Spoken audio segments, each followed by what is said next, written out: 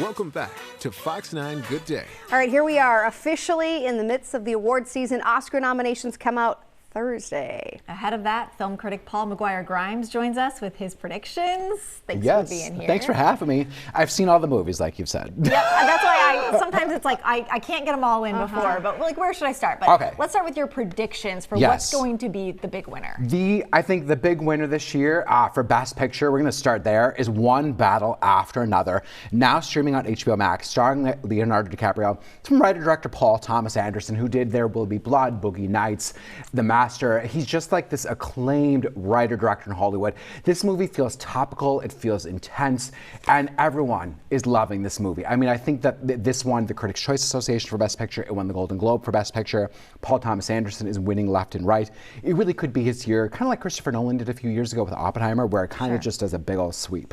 It is long, right? So prepare yourself. It's 2 hours, 45 minutes, okay, so half time. Crazy. It's not crazy long, but it's a wild ride. Like, it will keep you on the edge the entire time. It's very intense. Benicio del Toro, Sean Penn, and Tiana Taylor also getting rave reviews in it as well. You say Sinners is another one that potentially could be maybe if Best there's Picture. a movie that were to usurp One Battle, like maybe a late season favorite, that would be Sinners, starring Michael B. Jordan. He plays twins in this.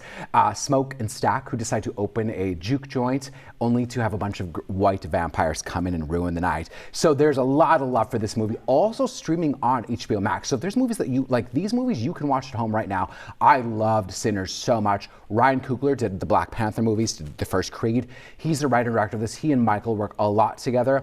If there's a late sweep, that could be Sinners. They're also predicting Sinners could be nominated for 15 Oscar nominations, which would be the most ever for a film, is 15. So we'll see what happens with Sinners.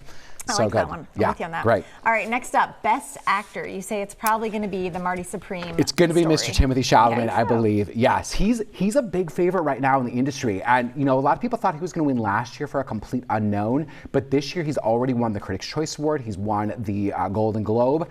And Timothy Chalamet just gives this kind of like tour de force in Marty Supreme, playing this ping pong player that is really reaching for greatness. Again, another movie that is a wild ride that is intense for about 2.5 hours and you don't know where it's going, and Timmy just lays it all out there in this film. Why don't you expect a table tennis movie to be intense? Right, you don't expect that. But you're kind of like, wow, but really then it is because of movie. what he does to himself, like the uncomfortable positions that he puts himself in. And it's loosely based on a true story as well. Okay. Yeah. All right, let's talk Best Actress. Okay, I would be shocked if Jessie Buckley does not win this. She is the star of Hamnet. And what she does in this movie, it's a story about grief. It's a story about losing a loved one, and her character is Agnes. She's married to Will, and they're basically star-crossed lovers. Will would go on to become the playwright William Shakespeare and pour his grief into writing Hamlet. Got it. And what Jessie is so unbelievable in this, and what she goes through, I would be shocked if she doesn't win it. But who could maybe win it is Rose Byrne for a movie called If I Had Legs, I'd Kick You.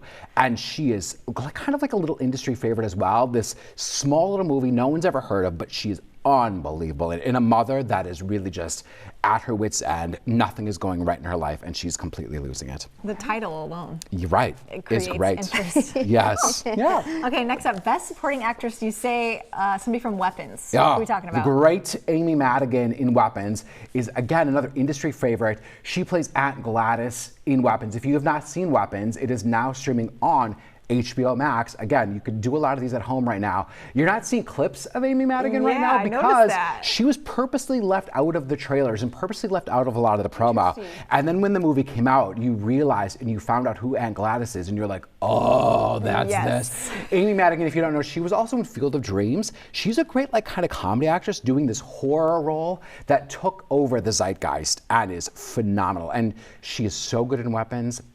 Yeah. Okay. It is not what you're expecting. Not at all what you're expecting. I remember the first time she popped up, I'm like, what? It's wild. Yes, truly, I didn't realize so they much. left her out of the trailer. That's genius. Yes, genius. Because then she could pop up on screen and be like, oh, okay, and take everyone by surprise. Best Supporting Actor. This is a race that I'm really excited about because I think it's really too close to call. Ooh. Jacob Elordi won the Critics' Choice for Frankenstein, but then at the Golden Globe, Stellan Skarsgård won for Sentimental Value, and Stellan Skarsgård has been working forever, and everyone really loves Sentimental Value. I thought it was a great movie. I think that he's a fantastic performance in this, but This could also go to any of the men in One Battle After Another. So if we think that One Battle After Another could sweep, you could also see Sean Penn winning for One Battle or Benicio del Toro winning from One Battle. Now, both of them have won Oscars before. This would be Sean Penn's third Oscar, it'd be Benicio's second Oscar. So if they want to go and shake it up, I think Stellan could get it. I would kind of love it if Jacob Elordi won for Frankenstein.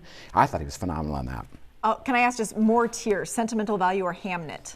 Oh God, Hamnet. Okay. Yes, I think sentimental value is about family relations and like moving on from and coming back together again, where Hamnet is like death and grief. Okay. People said they're like legitimately bringing tissue boxes with them to the theater. Hamnet, like, I was sobbing at the end of Hamnet because as a dad, as someone that loves Shakespeare, it all just kind of coalesces at the end. It's a slow movie, but once it all kind of comes together, you're like, oh, okay, I'm a wreck. Okay. I'm gonna need some time. I'm gonna need some time to recover now. You gotta be in the right mind for yes, that. Okay. Yes. Paul, good stuff. Thanks for having me. always. We'll see what happens. Yeah, Thursday. Yes, Thursday. And the 98th Annual Academy Awards are March 15th. And you can follow Paul and his movie adventures, his nominations and reactions, Paul's Movie Trip on Instagram.